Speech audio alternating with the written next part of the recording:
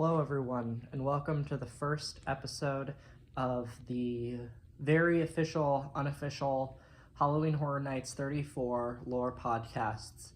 Universal Studios, this is fake. Please don't sue me. I need the money to go to Halloween Horror Nights this year. So, we're starting off with Grave of Flesh. It all began in 1869 when Albert Flesh, owner of Flesh Enterprises, tragically died in a big accident. They buried him under the ground in England, where he was born and raised, and all was well. Unfortunately, all ceased being well because they didn't check to see if he was actually dead.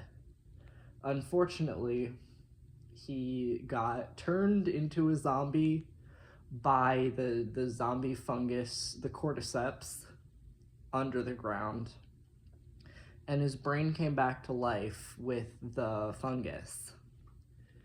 Later that year, he started developing strange symptoms in his body, like,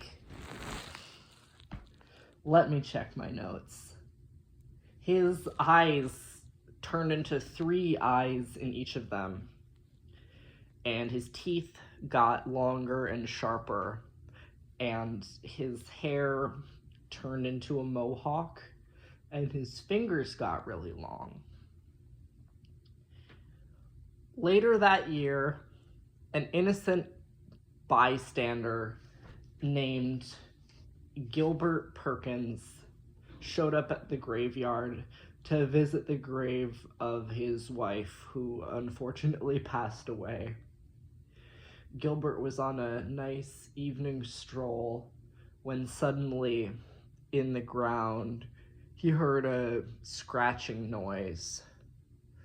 "Oh, I wonder what that could be," said Gilbert in a very concerned way, before suddenly the creature crawled out of the ground. This creature was the final result of the fungus and all of the changes, and it was called a flesh eater. "I'm gonna eat your flesh," said the flesh eater.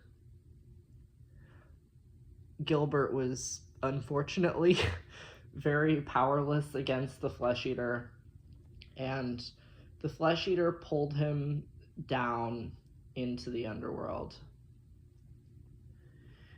In the underworld, he found a lot more flesh eaters, because the fungus had actually not just attacked Albert Flesh, but when Albert Flesh turned into a flesh eater, he turned a bunch of other dead people into flesh eaters.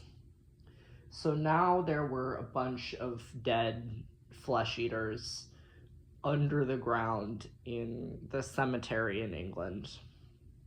They all surrounded Gilbert, who was already dead at this point, and they ate his flesh. One of them ate his face, and another one of them ate his arms, and another one of them ate his hands. And then he was just a skeleton. And when he was just a skeleton, they didn't let him rest under the ground because that would be too peaceful, and they're very violent. Instead, they sent him back up into the surface world to be a skeleton in one of those anatomy labs. Now, the next day, Gilbert's family and friends, except for his wife because she's already dead, and she already got by the flesh eaters, but he doesn't know because he had just never heard of them before. They all went out looking for Gilbert because, you know, he lived in the senior center, so he had a lot of friends, and there was also like the nurses at the senior center. and so they didn't know where he went. And so they put up a bunch of missing person posters. And eventually they decided to stop looking for him. But legend says that to this day, the graveyard of England is still haunted by the flesh eaters. And if you go there today and you're dead, and it's at your funeral or your wife's funeral or your friend's funeral or like your dad or something, you might get haunted by the flesh eaters, and they could pull you under the ground and eat all your different body parts. Thank you for coming to this first installment of the official, unofficial Halloween Horror Nights lore podcast. I will be back tomorrow with the crazy cat lady of Crooked Lane.